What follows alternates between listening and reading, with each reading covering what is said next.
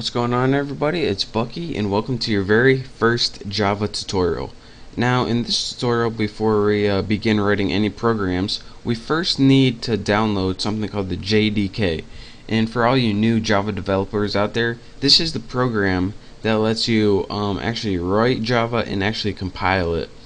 And compile just means transferring it from code you can understand, the code the computer can understand.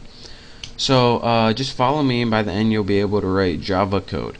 So the first thing I need you to do is go ahead and open up your internet browser right here. And once you have that open, I'm going to use Firefox. Go ahead and go to the website java.sun.com. And this is going to give you Java's main page. What you want to look for is the download link, and this is going to give you a bunch of different Java editions to download. You're going to want to go to the Java SE link, and this stands for Java Standard Edition. So go ahead and click that, and what we're looking for is something called the JDK, and this stands for Java Development Kit, so we can write and compile Java programs. Now we just want the top one, which is a standard one.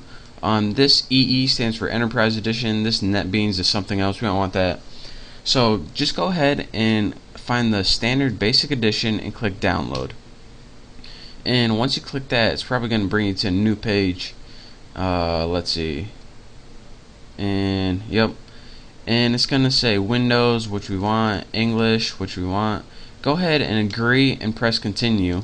I already have this downloaded, so I'm not gonna download it again. That would just be stupid. But once you download it, it's gonna give you an executable file.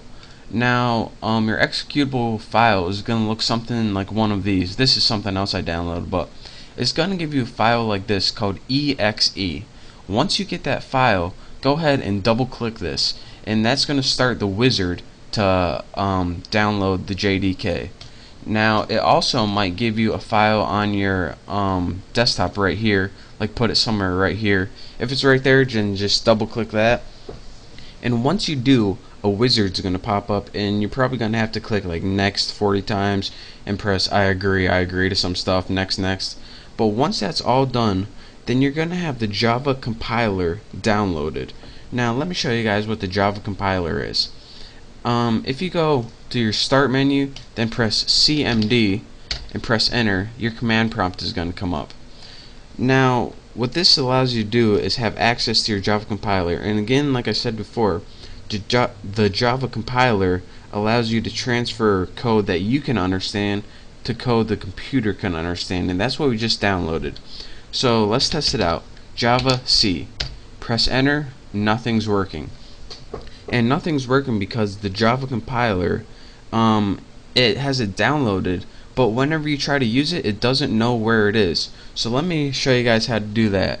And again, pay very close attention to this. Hopefully you downloaded it with all the default settings. If you didn't, then well, you're still going to be able to see what's going on. But go ahead and in your start menu, click on computer. Now go ahead and click the local disk, or whatever your main hard drive is. Then go ahead and click program files. Now you should have a folder called Java. Go ahead and click that. Now go ahead and click the version JDK. If you don't see this, it means you didn't download it right. So go ahead and click that, JDK. The next thing and last thing I want you guys to do is click on the thing that says bin right here. And remember, you follow all these instructions very carefully. Next, right click on any of these things right here. Just click on your topmost one. Remember, right click it and click properties. Now this is where you're going to tell Java to look for your compiler. So it says location. Go ahead and copy all of location, right click it and copy it.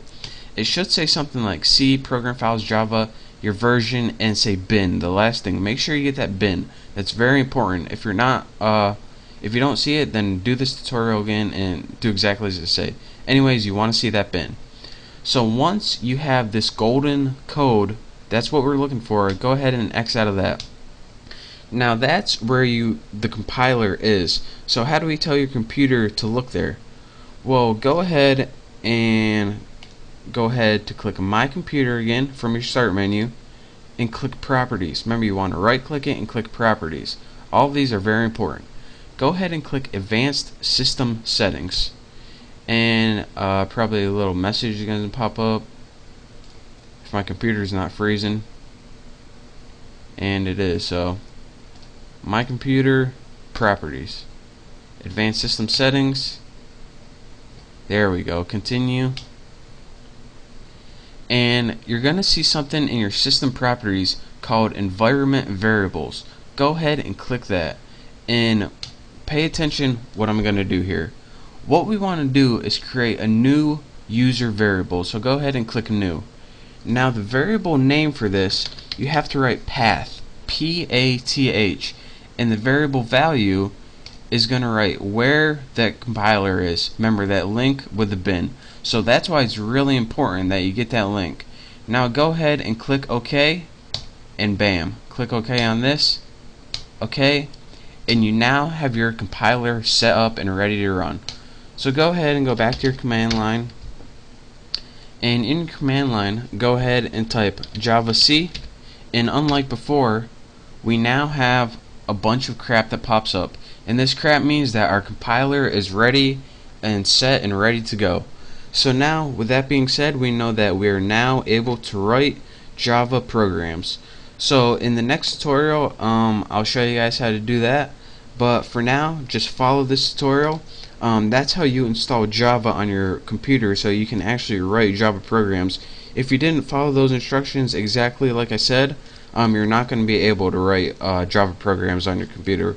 So make sure to follow this tutorial very carefully, do it exactly as I did. I know it's kind of a pain in the butt, but it'll be worth it in the long run.